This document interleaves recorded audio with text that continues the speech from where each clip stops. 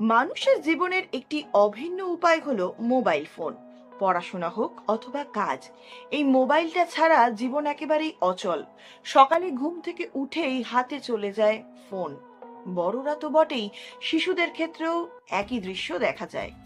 এই অতিরিক্ত স্ক্রিন টাইমের ফলে তৈরি হচ্ছে চোখের একটি বিশেষ রোগ, যাকে বলা হয় মায়োপিয়া। মোবাইল, ল্যাপটপ যাই হোক না কেন, অথবা ট্যাব, এই স্ক্রিন টাইমের আধিক্য সব থেকে বেশি দেখা গেছে মহামারীর পর থেকে। টিভি দেখার পাশাপাশি মুঠোফোনে অতিরিক্ত সময় অতিবাহিত করার ফলে ধীরে ধীরে দৃষ্টিশক্তি কমে যাচ্ছে সকলের। বিশেষ করে শিশুদের ওপর এর প্রভাব পড়ছে অত্যন্ত বেশি। বাড়তি স্ক্রিন টাইমের জন্য দূরের জিনিস দেখতে ভীষণ অসুবিধা হচ্ছে, যাকে চিকিৎসার ভাষায় বলা হয় মায়োপিয়া। খুব সহজ ভাষায় বললে মায়োপিয়া চোখের পাওয়ারকে বোঝানো হয়, তবে এই ক্ষেত্রে চোখের নেগেটিভ পাওয়ারকে বোঝানো হয়। অর্থাৎ এই রোগে মানুষ কাছের জিনিস ভালো করে দেখতে পায়, কিন্তু দূরের জিনিস ঠিক মতন দেখতে পায় না, যে কারণে মায়োপিয়ার আরেকটি নাম নিয়ার সাইটেডনেস। অর্থাৎ শুধু কাছের জিনিস দেখতে পারার ক্ষমতা থাকে চোখের। চিকিৎসকদের আশঙ্কা, প্রতি 3 জন শিশুর মধ্যে 1 জন শিশুর চোখে মাইনাস পাওয়ার আসতে পারে। এর জন্য মূলত দায়ী ফোন, ল্যাপটপ, টিভি ও ট্যাব। এগুলির সামনে দীর্ঘক্ষণ কাটে বলেই এই রোগ হওয়ার ঝুঁকি অনেকটা বেড়ে যায়। 5 গুণ বেড়েছে গত 20 বছরে। সাম্প্রতিক একটি সমীক্ষা বলছে ভারতে গত 20 বছরে 5 গুণ বেড়ে গিয়েছে মায়োপিয়া, অর্থাৎ চোখের এই মাইনাস পাওয়ার। 1999 সালে মাত্র 4.44% শহরে শিশুদের মধ্যে এই সমস্যাটি দেখা যেত। বর্তমানে শহরে বাস করে এমন 21.15% শিশুদের মধ্যে এই সমস্যাটি দেখা যায়।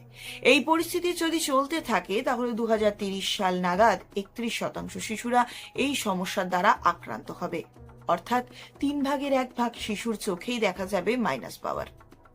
ন্যাশনাল লাইব্রেরি অব মেডিসিনের একটি সমীক্ষা অনুযায়ী জানা গেছে 2050 সালের মধ্যে বিশ্বের প্রায় অর্ধেক মানুষ এই রোগে আক্রান্ত হবেন।